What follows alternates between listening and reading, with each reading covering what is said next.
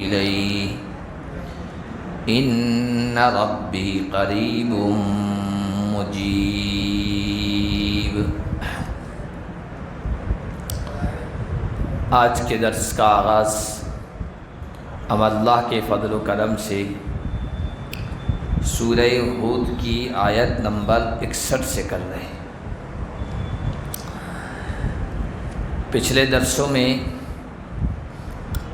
ہم نے قوم نوح کی تباہی اور قوم عاد کی بربادی کا واقعہ پڑھا ہے۔ ان دونوں قوموں کے بعد جو قوم ابھری ہے اور جس نے ہر اعتبار سے ترقی کی ہے وہ قوم ثمود تھی۔ ثمود اس قوم کے کسی مورث اعلیٰ پردادا کا نام تھا، اسی پر قوم کا نام پڑ گیا۔ اس وقت سعودیہ میں جو مدائن صالح، پرانا نام قرآن میں ہجر بتایا گیا ہے، کذب اصحاب الحجر المرسلین، ہجر والوں نے رسولوں کو تکذیب کی، رسولوں کو جھٹلایا، اور اس علاقے کا اب نام ہے مدائن صالح۔ سعودیہ میں جو تبوک کا علاقہ ہے جو شام کے بارڈر پر پڑتا ہے، اس علاقے سے لے کر وادی قرا حجاز تک یہ لمبا چوڑا میدانی علاقہ ہے جہاں پر یہ قوم آباد تھی، بڑی تعداد میں تھی۔ حضرت شاہ عبدالعزیز محدث دہلوی رحمۃ اللہ علیہ نے لکھا ہے کہ تقریباً 1700 بڑے بڑے دیہات، قصبات اور شہر اس قوم کے تھے جہاں اس قوم کے لوگ رہتے تھے، گزارا کرتے تھے۔ قوم عاد کی تباہی کو 100 سال نہیں گزرے تھے کہ اس قوم نے بھی غلط راستہ اپنا لیا، حالانکہ ان کی تباہی کا منظر، تباہی کا واقعہ ان کے سامنے تھا، تازہ تھا۔ اور یہ بھی حقیقت ہے کہ جس قوم کو طاقت مل جاتی ہے، پاور مل جاتا ہے، قوت حاصل ہو جاتی ہے اور مالی اعتبار سے خوشحالی مل جاتی ہے نا، تو طاقت اور مال کے اعتبار سے خوشحالی کا نشہ ایسا ہوتا ہے کہ جو قوم یا کوئی فرد انسان اس کے نشے میں مست ہو جاتا ہے، پھر اس کو کچھ سمجھ میں نہیں آتا ہے۔ سمجھانے والے سمجھائیں، نصیحت کرنے والے نصیحت کریں، ان کی یہ ظاہری آنکھیں تو کھلی ہوتی ہے لیکن دل کی آنکھیں بند ہو جاتی ہے، حقیقت نظر نہیں آتی ہے، یہاں تک کہ وہ اللہ کے غضب کا شکار ہو جاتا ہے اور اللہ کے عذاب میں گرفتار ہو جاتے ہیں۔ تو اس قوم کو بھی اللہ تعالیٰ نے مالی اعتبار سے بڑا خوشحال بنایا تھا اور طاقت کے اعتبار سے سب کچھ دیا تھا۔ ہنر تھا اس قوم میں، سنگ تراشی، ہمارے یہاں جو جودھ پور کا خاص فن ہے نا، پتھروں کو تراش کر سنگ تراشنا، بہترین بنگلے بنانا، یہ قوم اس فن میں، ریاضی کے فن میں، انجینئرنگ کے فن میں بڑی ماہر تھی۔ آج بھی ان کے آثار، ملبہ، ان کے مکانات کے محلات بناتے تھے اور پہاڑوں کو تراش کر کوٹھی نما قلعے بناتے تھے، تو ان کے آثار آج بھی وہاں موجود ہیں اور دنیا کے سیاح گھومنے والے وہاں جاتے ہیں اور آج بھی وہاں دیکھتے ہیں اور دیکھ کر دنگ رہ جاتے ہیں کہ کیسی اس قوم نے ترقی کی تھی۔ آج کا انسان یہ سمجھتا ہے نا کہ سائنس کا دور ہے، ترقی کا دور ہے، آج جس طرح بڑی بڑی بلڈنگیں، خوبصورت محلات تعمیر ہو رہے ہیں، اور یہ آج ہی کے دور کی خصوصیت ہے، پہلے ایسا کبھی نہیں ہوا، ایسا نہیں ہے۔ کسی سائنسداں کی بات میں نے پڑھی تھی کہ وہ جب اس علاقے کو دیکھ کے آیا، یہ قوم سمود کا علاقہ، اور وہ جو مصر میں آپ کے پیرامڈ ہیں، جو جس کو اہرام کہتے ہیں اردو عربی میں اور انگلش میں کہتے ہیں پیرامڈس، جو بنے ہوئے ہیں 7 عجوبوں میں سے ایک عجوبہ ہے دنیا کے وہ پیرامڈس، اس میں جو پتھر لگے ہوئے ہیں 70 80 ٹن کا ایک پتھر ہے، ایک بلاک جیسے ہمارے جودھ پور کے پتھر کا ہوتا ہے نا، 80 ٹن کا ایک۔ وہ دیکھ کے حیران رہ جاتے ہیں کہ وہ زمانہ بیل گاڑیوں کا تھا، اونٹ گاڑیوں کا تھا، گھوڑے گدھوں خچروں کا تھا، کرینوں کا زمانہ تو تھا نہیں نا آج کی۔ تو وہ اونٹ گاڑے پر بیل گاڑی پر گدے گاڑی پر اتنے وزنی پتھر کیسے لائے جائے نہیں سمجھ میں آتا ہے۔ تو وہ بھی اعتراف کرنے لگ گئے ہیں کہ کسی زمانے میں جیسا آج کے انسان نے ترقی کی ہے نا، پہلے بھی انسانوں نے ترقی کی ہے، لیکن وہ سرکشی میں مبتلا ہوئے، اللہ کے عذاب کا شکار ہو کر ناپید ہو گئے، نام و نشاں مٹا دیا گیا ہے۔ تو انسان نے اس سے پہلے بھی ترقی کی ہے۔ قرآن کہتا ہے وَكَانُوا مُسْتَبْصِرِينَ وَعَادًا وَثَمُودَ وَقَوْمَ فِرْعَوْنَ وَحَامَانَ، سب کا تذکرہ کر کے کہتا ہے وَكَانُوا مُسْتَبْصِرِينَ، اس دنیا کے اعتبار سے وہ بڑے دیکھنے والے تھے، بڑے ماہر تھے، بڑے ترقی یافتہ تھے، لیکن آخرت کی عقل جو ان کی تھی وہ اندھی تھی، آخرت کی آنکھ اندھی تھی، آخرت کے اعتبار سے بالکل وہ نابینا تھے، سمجھ میں نہیں آتا تھا ان کو مرنے کے بعد کی زندگی کے بارے میں۔ تو اس قوم نے بڑی ترقی کی اور سرکشی میں مبتلا ہو گئی۔ اسی قوم کے ایک فرد حضرت صالح علیہ السلام کو اللہ تعالیٰ نے ان کی اصلاح کے لیے راہ راست پہ لانے کے لیے بھیجا۔ انہوں نے اپنی تبلیغ کا جو آغاز کیا، شروعات کی، وہ اسی اسلوب میں، اسی انداز میں جس انداز میں تمام پیغمبروں نے اپنی تبلیغ کا آغاز کیا ہے، یعنی دعوت توحید، ایک اللہ کی طرف بلانا۔ کہا یا قومی اعبدوا اللہ، یا قوم اعبدوا اللہ ما لکم من الہ غیرہ، اے میری قوم صرف اللہ کی عبادت کرو، اس کے علاوہ تمہارا کوئی معبود نہیں ہے۔ عبادت جیسے پہلے بھی آیا، صرف نماز نہیں، صرف روزہ عبادت نہیں ہے، صرف حج عبادت نہیں ہے، صرف طواف عبادت نہیں ہے، عبادت جو ہے نا دعا بھی عبادت۔ آپ پریشانی میں پھنسے ہوئے ہیں، مشکلات میں پھنسے ہوئے ہیں، کوئی مسئلہ حل نہیں ہو رہا ہے، اور اس وقت آپ اللہ کو چھوڑ کر کسی اور کے در پہ جا رہے ہو، مانگ رہے ہو یا پکار رہے ہو ما فوق الاسباب، جیسے اللہ کو ہم پکارتے ہیں اور مدد طلب کرتے ہیں، اس طرح اللہ کے علاوہ کسی ہستی کو، کسی نبی کو، کسی فرشتے کو، کسی جن کو، کسی انسان کو، کسی ولی کو اگر پکارتے ہیں ہماری مدد کر یا فلاں مدد کن اور ہماری کشتی پار کر، ہمارا بیڑا پار لگا دے، تو یہ بھی عبادت ہے۔ نظر و نیاز، اللہ کا دیا ہوا مال، جانور کسی اور کے نام کر دینا، قربان کر دینا، یہ بھی عبادت ہے۔ یہ سب عبادت کی قسمیں ہیں اور صرف اللہ کے لیے ہونی چاہیے، غیر اللہ کے لیے نہیں۔ یہ جو ہم نماز پڑھتے ہیں نا، اور نماز میں اتحیات میں بیٹھتے ہیں، اتحیات اس کو بیٹھنا تو اس کو قاعدہ کہتے ہیں، عربی میں قاعدہ، لیکن چونکہ اتحیات پڑھی جاتی ہے اس لیے عوام اس کو اتحیات کہہ دیتی ہے۔ تو قاعدے میں جب بیٹھتے ہیں اور تشہد پڑھتے ہیں، اتحیات پڑھتے ہیں، اس میں ہم 3 باتیں کہتے ہیں، 3 وعدے کرتے ہیں، 3 اللہ تعالیٰ کے سامنے باتیں رکھتے ہیں کہ یہ 3 باتیں اللہ ہم تیرے لیے ہی کریں گے۔ التحیات للہ والصلوات والطیبات، التحیات للہ والصلوات والطیبات، ہماری جو بدن کی عبادت ہے یہ بھی صرف اللہ کے لیے ہوگی، سجدہ صرف اللہ کے سامنے، جھکنا صرف اللہ کے سامنے، نماز صرف اللہ کے سامنے، قیام جس طرح اللہ کے سامنے کھڑے ہوتے ہیں صرف اللہ ہی کے سامنے کھڑے ہوں گے، کسی اور کی سامنے اس طرح ادب اور تعظیم بجا لاتے ہوئے نہیں کھڑے ہوں گے۔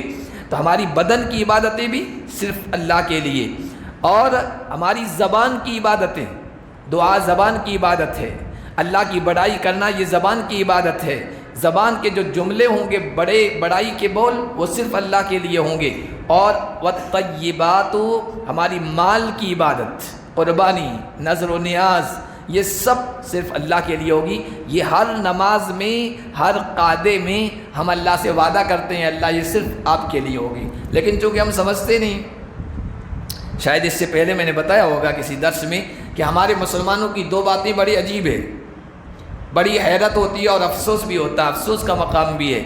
2 عبادتیں، قرآن کی تلاوت ہے اور نماز ہے، اتنے پروٹوکول کے ساتھ ہم یہ دونوں عبادتیں انجام دیتے ہیں۔ نماز پڑھتے ہیں نا، ابھی عصر ہم نے نماز پڑھی ہے، ظہر پڑھنے کے بعد ہم نے انتظار کیا ہے، ظہر کے بعد فوراً عصر نہیں پڑھی کہ پڑھ کے فارغ ہو جائیں، لمبا ٹائم ملے گا مغرب تک، نہیں، وقت کا انتظار کیا ہے، وقت سے پہلے نہیں عبادت ہوگی، وقت کا انتظار کیا ہے۔ وقت کے بعد ہم نے دیکھا ہمارے کپڑے پاک ہیں یا نہیں، کپڑوں کی پاکیزگی کا خیال کرتے ہیں، پھر بدن کی پاکیزگی کا کہ بدن بھی پاک ہے یا نہیں، غسل کی حاجت تو نہیں ہے، وضو کی حاجت تو نہیں ہے کہیں، اور پھر جہاں آ کے کھڑے ہوتے ہیں جس کپڑے پہ کھڑے ہو رہے ہیں اس کو بھی غور سے دیکھتے ہیں کوئی ناپاکی تو نہیں لگی ہوئی ہے، جگہ پاک ہونا بھی ضروری ہے، اس کو بھی دیکھتے ہیں، اور ساری دنیا سے کٹ کر اللہ اکبر کہہ کر ایک اللہ کی طرف متوجہ ہو جاتے ہیں۔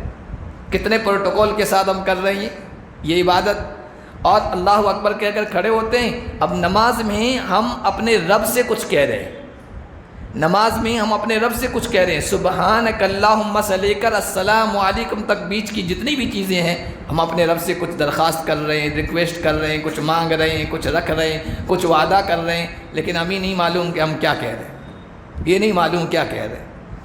نماز میں ہم اپنے رب سے، خالق سے کچھ کہہ رہے ہیں، اور جب قرآن پڑھتے ہیں وضو کر کے طہارت کے ساتھ، ادب و احترام عظمت کی کیفیت کے ساتھ کھول کے بیٹھتے ہیں، قبلہ رو ہو جاتے ہیں، قرآن کی تلاوت کرتے ہیں، قرآن میں ہمارا رب ہم سے کچھ کہہ رہا ہے۔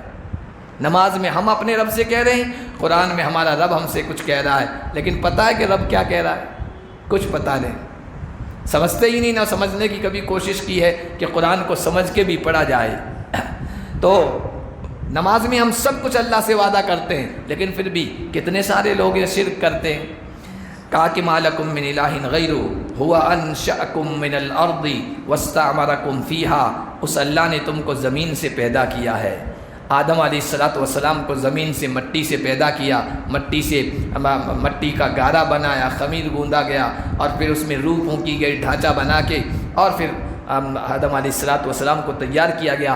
آدم سے نسل آگے ہماری چلی ہے تو ہم مٹی سے ہیں۔ اور ایسے بھی ہم دیکھیں کہ انسان کی بنیاد، انسان کی زندگی جس چیز پر ٹکی ہوئی ہے وہ پانی پہ ہے، وہ خوراک پہ ہے۔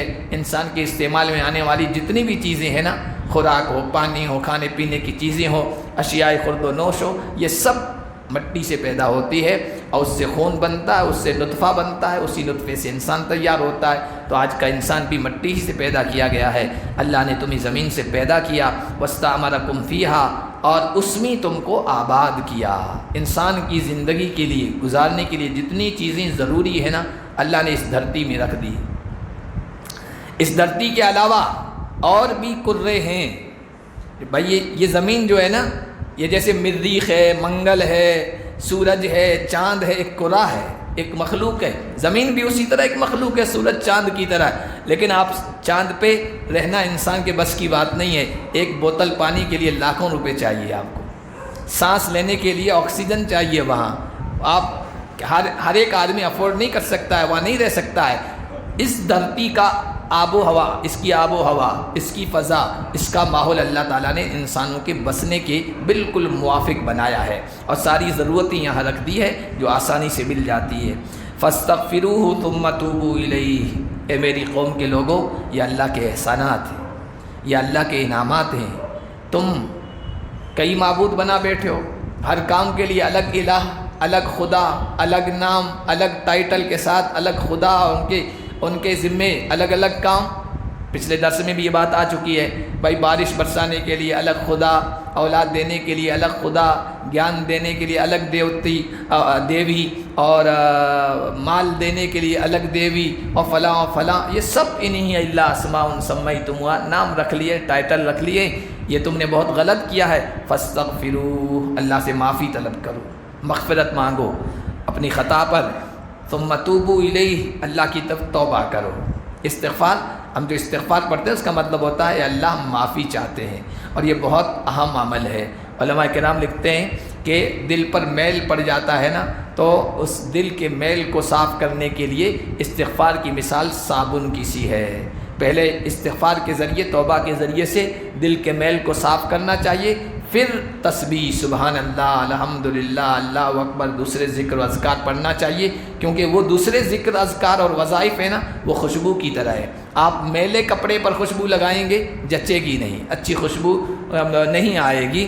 تو پہلے دل کو استغفار کے صابن سے دھو دیجئے، اس کے بعد دوسرے ذکر و اذکار کیجئے۔ ان ربی قریب مجیب، بے شک میرا رب بہت ہی قریب ہے، دعاؤں کا جواب دینے والا ہے۔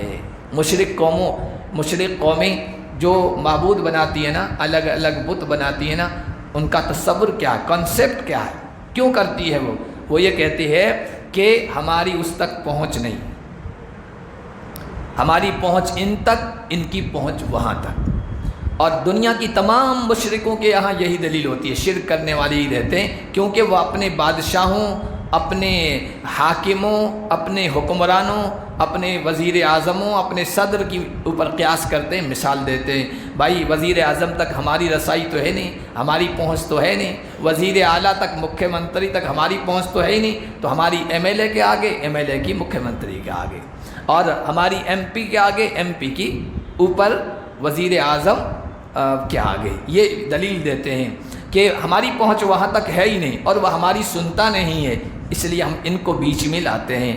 تو اس کی کاٹ کی ہے، ان ربی قریب، ان کی تو پہنچ تم تک نہیں ہے اور نہ تمہاری پہنچ ان تک ہے، اور نہ وہ تمہارے ہر عمل سے واقف ہے، تمہاری ضرورتوں سے واقف ہیں۔ دنیا کے انسان ہیں، وہ ہر چیز تو دیکھنے والے نہیں ہیں، ہر چیز سے واقف تو نہیں ہے، اس لیے یہ بیچ میں واسطہ رکھا گیا ہے۔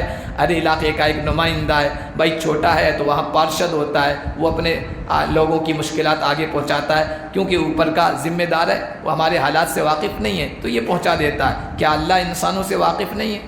کیا انسانوں کی ضرورتوں سے اللہ واقف نہیں ہے، باخبر نہیں ہے؟ کیا اللہ ہر ایک کو نہیں دیکھ رہا کہ بیچ میں واسطے کی ضرورت پڑے؟ تو کہا رب دور نہیں ہے، دنیا کے بادشاہوں کے محل دور ہوتے ہیں، سیکورٹی ہوتی ہے، باڈی گارڈ ہوتے ہیں، ہر عام و خاص نہیں پہنچ سکتا ہے، خاص لوگ ہی دربار میں پہنچتے ہیں۔ تو وہاں کی مثال آپ فلا تضربوا للہ الامثال، اللہ کے لیے دنیا کے لوگوں کی مثالیں مت دو، اللہ اللہ ہے، وہ بے مثال ہے، کیوں مثالیں دیتے ہو اس کے لیے؟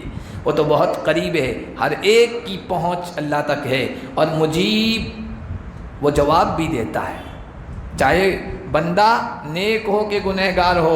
ارے شیطان نے دعا کی، غصے کے عالم میں، غضب کے عالم میں اللہ نے اس کی دعا قبول کی ہے، قرآن کہتا ہے، سجدہ نہیں کیا، دھتکار دیا، بھاگ جا یہاں سے، نکل جا جنت سے۔ تو کہا پروردگار جنت سے نکالا جا رہا ہوں، لیکن میری ایک درخواست ہے کہ مجھے مہلت دے دیجیے۔ دعا کی ہے نا، درخواست ہے، اور اس غصے کے عالم میں اس کی دعا منظور کی جا رہی ہے۔ فَإِنَّكَ مِنَ الْمُنظَرِينَ إِلَىٰ يَوْمِ الْوَقْتِ الْمَعْلُومِ، قیامت کے متعین دن تک کے لیے تجھے مہلت دے دی گئی ہے۔ تو عام اللہ نا انسان کی کیسے نہیں سنے گا اور اس کی دعا کو کیسے قبول نہیں کرے گا؟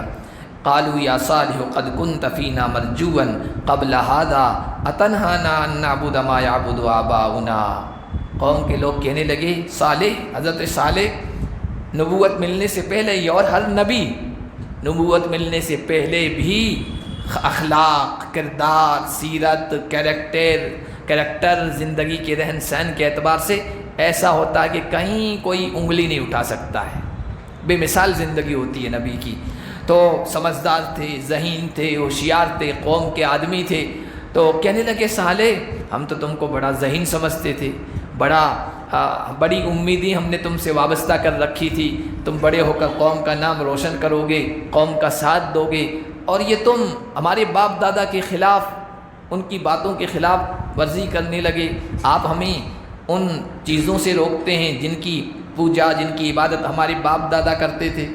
جاہل قوموں کے یہاں سب سے بڑی دلیل باپ دادا کا طریقہ ہوتا ہے، علم نہیں ہوتا ہے، دلیل نہیں ہوتی ہے۔ ہمارے باپ دادا نے کیا تو ہم بھی کریں گے۔ ارے بھائی باپ دادا غلط ہو سکتے ہیں، باپ دادا نشے میں مبتلا تھے، تم بھی نشہ کرو گے، باپ دادا جواری سٹے باز تھے، تم بھی جوا سٹا کرنے لگ جاؤ گے، باپ دادا غلط طریقے پر تھے تو ہم بھی غلط طریقہ اپنائیں گے، یہ کوئی دلیل نہیں ہوتی ہے۔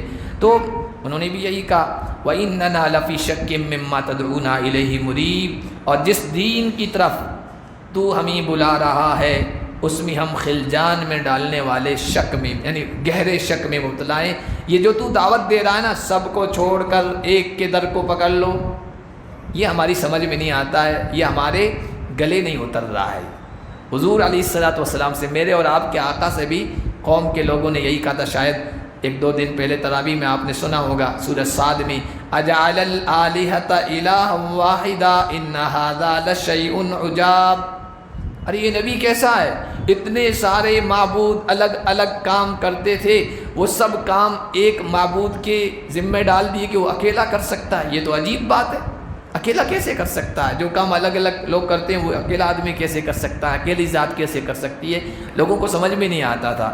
تو یہ جو تم کہہ رہے ہو سب کچھ کرنے والا ایک ہی ہے، لا الہ الا اللہ کا مطلب ہی یہی ہے، یہ ہماری سمجھ میں نہیں آتا ہے۔ قال یا قومی ارأیتم ان کنت علی بینۃ من ربی، حضرت صالح نے کہا میری قوم کیا خیال ہے اگر میں اپنے رب کی طرف سے واضح دلیل پر ہوں، تم یہ مجھ سے توقع اور امید لگائے بیٹھے ہو کہ باپ دادا کے طریقے کو آگے بڑھاؤں، اور اسی کی تائید اور حمایت کروں، حالانکہ میرے رب نے مجھے واضح دلیل دے کے بھیجا ہے، نبوت کی روشنی دی ہے، ایمان کی روشنی دی ہے، رحمت نبوت کی شکل میں مجھے دی ہے، ہدایت دی ہے۔ فَمَن يَنصُرُنِي مِنَ اللَّهِ إِنْ عَصَيْتُهُ، اللہ نے مجھے اس لیے بھیجا ہے تاکہ میں تمہیں اس کے در پہ لگا دوں، اس کے راستے پہ لگا دوں اور اس کی منزل تک پہنچا دوں۔ میں بھی وہی بات کرنے لگ جاؤں جو باپ دادا کرتے آئے ہیں، تو مجھ سے بڑھ کر ظالم کوئی نہیں ہوگا، نافرمان نہیں ہوگا، مجھے تو اللہ بہت اور زیادہ سخت سزا دے گا۔ میری تو ڈیوٹی تھی صحیح راستے پہ لگانے کی، میں بھی غلط لوگوں کا ساتھ دے دوں، یہ تو بہت سنگین بات ہو جائے گی۔ فما تزیدوننی غیر تقصیر، تم مجھے نقصان کے علاوہ اور کسی چیز میں اضافہ نہیں کرواؤ گے، میرا نقصان ہی ہوگا۔ وَيَا قَوْمِ هَٰذِهِ، حضرت صالح سمجھاتے رہے جوانی سے لے کر بڑھاپے تک، قوم کو سمجھ بھی نہیں آتی تھی۔ اب وہ پریشان ہو گئے کہ یار ان سے چھٹکارا پا لیں۔ کوئی آدمی کسی آدمی کے پاس بار بار جاتا ہے، نصیحت کرتا ہے، سمجھاتا ہے نا، تو پھر وہ کوئی ایسا راستہ اپناتا ہے یار کہ اس سے جان چھوٹے، کوئی ایسا راستہ اپناؤ۔ تو قوم نے اپنی سمجھ کے مطابق ایک ڈیمانڈ رکھ دی کہ یہ ڈیمانڈ ایسی ہے، نہ پوری ہوگی اور نہ ہم ایمان لے آئیں گے، یہ شرط ایسی ہے جو سارے سے پوری ہوگی نہیں، اور نہ پھر یہ بار بار ہمیں ایمان کی دعوت دے گا، یہ کر دو تو ہم ایمان لے آئیں گے۔ کیا کہا انہوں نے کہا کہ اگر آپ یہ چاہتے ہیں کہ ہم ایمان لے آئیں اور آپ کے مشن کو قبول کر لیں، تو یہ جو سامنے پہاڑی ہے نا اپنی آبادی کے پاس، اس پہاڑی کے اندر سے ایک اونٹنی نکلے جو گابن ہو اور باہر نکلتے ہی بچہ جنم دے، اور اس طرح کی اونٹنی ہونا چاہیے۔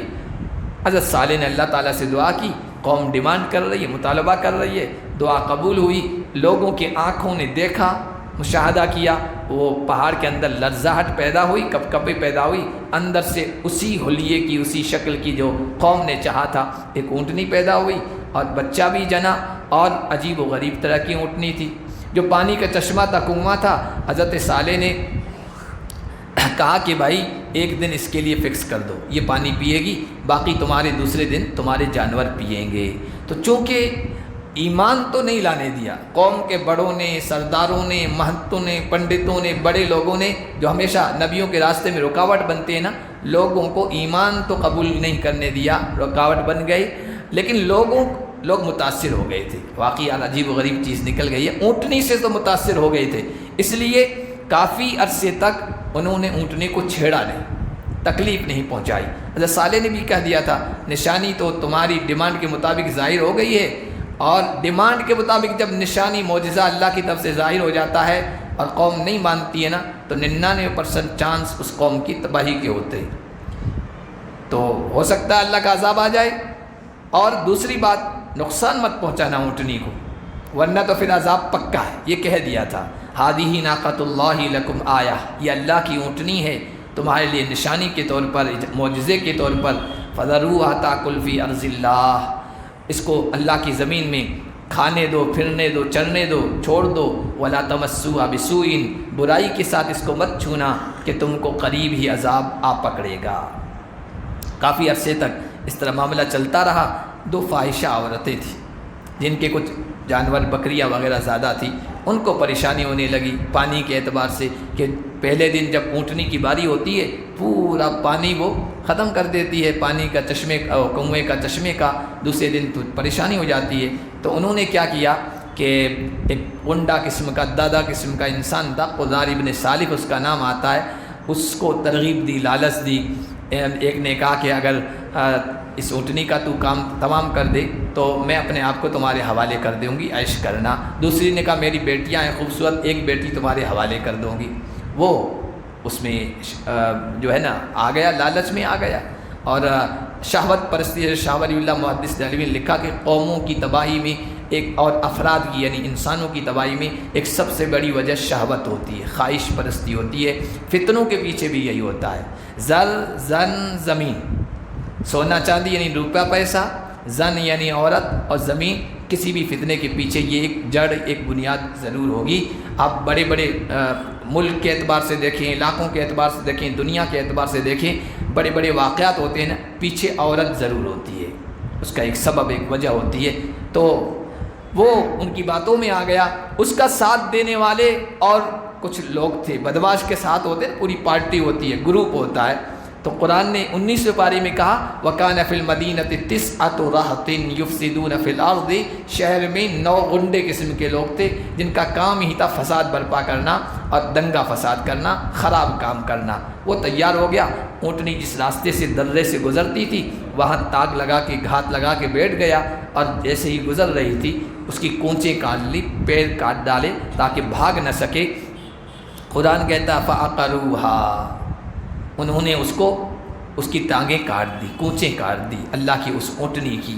دیکھو کاٹنے والا ایک شخص تھا، لیکن قرآن جب بھی اس واقعے کو بیان کرتا ہے تو قرآن کہتا ہے اس قوم کے سارے لوگوں نے اونٹنی کی کونچیں کاٹ دی اور اونٹنی کو مار ڈالا۔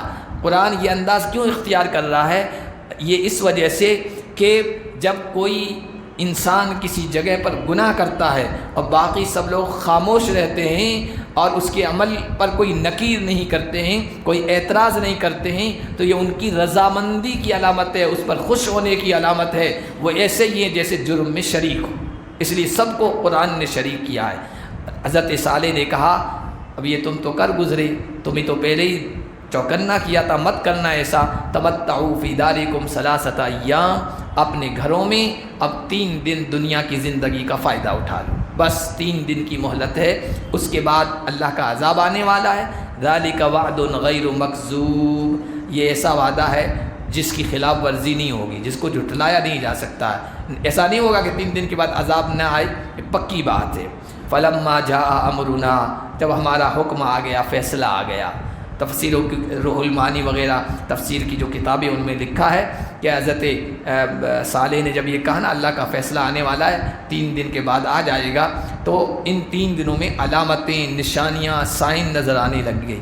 پہلے دن لوگوں کے چہرے جو ہے نا زرد پڑ گئے، پیلے پڑ گئے، دوسرے دن جو ہے یہ لال پڑ گئے، سرخ پڑ گئے، اور تیسرے دن جو ہے نا ایک دم سیاہ کالے پڑ گئے تھے۔ پھر بھی عبرت حاصل نہیں ہوئی کہ رجوع کر لیں، توبہ کر لیں، اپنے گناہوں سے معافی مانگ لیں۔ اللہ کی طرف سے جب مہر لگا دی جاتی ہے نا دل پر تو پھر توفیق نہیں ملتی ہے۔ ہم نے صالح کو بچا لیا اور ان کے ساتھ ایمان لانے والوں کو ہماری طرف سے رحمت کے ساتھ، اور اس دن کی رسوائی سے۔ بھائی اللہ کے عذاب میں گرفتار ہو جانا اس سے بڑھ کر اور کیا رسوائی ہو سکتی ہے؟ ان ربک هو القوی العزیز، بے شک تیرا رب بڑا طاقتور ہے، غالب رہنے والا ہے۔ کوئی کتنا 30 مار خان کیوں نہ ہو، پاور والا ہو، طاقت والا ہو، ترقی والا ہو، رب ایسا زبردست ہے اس کے سامنے کسی کی نہیں سکتی۔ جو کہتے ہیں من اشد منا قوہ، پچھلے درس میں ہم نے کہا تھا یہ قوم عاد کے لوگ کہتے تھے ہم سے بڑھ کر طاقت میں ہے کون؟ آج بھی لوگ کہتے ہیں ہم پاور میں ہیں، ہماری کرسی ہے، ہماری حکومت ہے، ہمارا یہ ہے، ہم یہ کر دیں گے۔ یہ سب جب اللہ کا فیصلہ آ جائے گا نا تنکوں کی طرح اڑیں گے، تنکوں کی بھی کوئی حیثیت نہیں ہوگی۔ یہ قومیں کوئی کچھ کم نہیں تھی، قوم سمود، قوم عاد بڑی زبردست قومی تھی اپنے زمانے کی، لیکن رب کہتا ہے رب سب پر غالب آنے والا، حکومت بس اسی کی رہنے والی ہے، پاور ہمیشہ رہنے والا وہی ہے جو آیت الکرسی والا ہے، باقی سب کی کرسیاں جانی ہے اور ختم ہونی ہے۔ حکمراں ہے ایک وہی، باقی سب بتانے آزری، سروری زیبا فقط اس ذات بے ہمتا کو ہے، حکمراں ہے ایک وہی، باقی سب بتانے آزری۔ علامہ اقبال نے کہا سروری، کبریائی، بڑائی، عظمت اور اپنے آپ کو بڑا کہنا یہ صرف اللہ کو اچھا لگتا ہے، اللہ کو زیب دیتا ہے۔ وہ کہتا میں ہوں بادشاہ، میں ہوں شہنشاہوں کا شہنشاہ، میں ہوں ملک الملوک، باقی کسی کو بڑے بول اچھے نہیں لگتے، کیونکہ حکمراں ہے ایک وہی، اصل حکمراں وہی ہے، باقی سب آزر کے بنائے ہوئے بت ہیں۔ اللہ کی لاٹھی جس دن چلے گی اور جھاڑو چلے گا اللہ کے عذاب کا، سب ٹوٹ پھوٹ کا شکار ہو جائیں گی۔ وَأَخَذَ الَّذِينَ ظَلَمُوا الصَّيْحَةُ فَأَصْبَحُوا فِي دَارِهِمْ جَاثِمِينَ، ظالموں کو، یہ ظالم لوگ تھے، شرک کرنے والے، کفر کرنے والے، اللہ کے احکام سے سرکشی کرنے والے، ان کو چیخ نے آ پکڑا۔ یہ چیخ کیسی تھی قرآن نے تو نہیں بیان کیا۔ حضرت عبداللہ ابن عباس جو تفسیر کے بڑے ماہر صحابہ میں سے تھے، انہوں نے کہا کہ یہ چیخ بجلی کی تھی، کڑک، یا پھر حضرت جبرائیل علیہ السلام یا کسی فرشتے کی چیخ تھی۔ 2 عذاب اس قوم پہ آئے، ایک اوپر سے ایک نیچے سے۔ اوپر سے چیخ، اور اتنی زبردست چیخ جگر پٹ گئی، سینے پٹ گئے، ہارٹ اٹیک آ گیا لوگوں کو، اور نیچے سے دھرتی کمپ ہوا، ارتھ کی زمین ہلی ہے، زلزلہ آیا ہے، اور فَأَصْبَحُوا فِي دِيَارِهِمْ جَاثِمِينَ، رات کو آیا یہ عذاب، صبح اپنے گھروں میں گھٹنوں کے بل پڑے تھے، اور لمبا تڑنگا اور باڈی بلڈر کوئی آدمی ہو اور گھٹنوں کے بل عاجزی کے ساتھ بیٹھا ہو، کتنی لاچارگی اور بیچارگی کا سین ہوتا ہے، منظر ہوتا ہے۔ اس قوم کا بھی یہی منظر تھا، گھٹنوں کے بل سب اونڈے منہ پڑے تھے، کَأَن لَّمْ يَغْنَوْا فِيهَا، ایسا لگ رہا تھا آبادی میں آباد ہی نہیں ہوئے تھے، رہے ہی نہیں تھے۔ آج بھی طوفان آتے ہیں اور پوری کی پوری آبادیاں نشٹ ہو جاتی ہیں، ایسا لگتا ہے یہاں کوئی بستا ہی نہیں تھا۔ یہ معاملہ اس قوم کے ساتھ ہوا۔ الا ان ثمود کفروا ربہم، سنو یہ عذاب اس لیے آیا، اللہ کی پکڑ میں اس لیے مبتلا ہوئے سمود کے لوگ، انہوں نے اپنے رب کا انکار کیا، کفر کیا۔ کفر کسے کہتے ہیں؟ کفر کہتے ہیں ستر الحق عناداً، حق بات، سچ بات، صحیح بات سمجھ میں آ رہی ہے لیکن ضد میں، ہٹ درمی میں، سرکشی میں اس پر پردہ ڈال دینا، اس کو کفر کہتے ہیں۔ ایسا کرنے والے کو کافر کہتے ہیں۔ یہ کوئی گالی نہیں ہے کہ کسی کو کافر کہہ دیا، گالی دے دیا، نہیں، یہ عربی لفظ ہے۔ کافر کسان کو بھی کہتے ہیں، عربی میں کافر قرآن میں استعمال ہوا، کفار اعجب الکفار نباتو۔ کافر کیوں کہتے ہیں کسان کو؟ کہ وہ بیج کو زمین کے اندر چھپا دیتا ہے، دفن کر دیتا ہے، تو یہ بھی حق کو چھپا دیتے ہیں، اس لیے ان کو کافر کہا جاتا ہے۔ تو کفر کہتے ہیں حق بات کو جان بوجھ کر چھپا دینا، اور شرک کہتے ہیں اللہ کی ذات میں یا اللہ کی خوبیوں اور صفات میں کسی کو شریک کرنا۔ الا بعدا لثمود، سنو سمود کے لیے تباہی ہو، بربادی ہو، ہلاکت ہو، اور یہ تاریخ میں اور قرآن جیسی کتاب میں مسلسل ان کے لیے تباہی و بربادی کی بد دعائیں کی جا رہی ہے۔ اللہ ایسے انجام سے ہم سب کی حفاظت فرمائے۔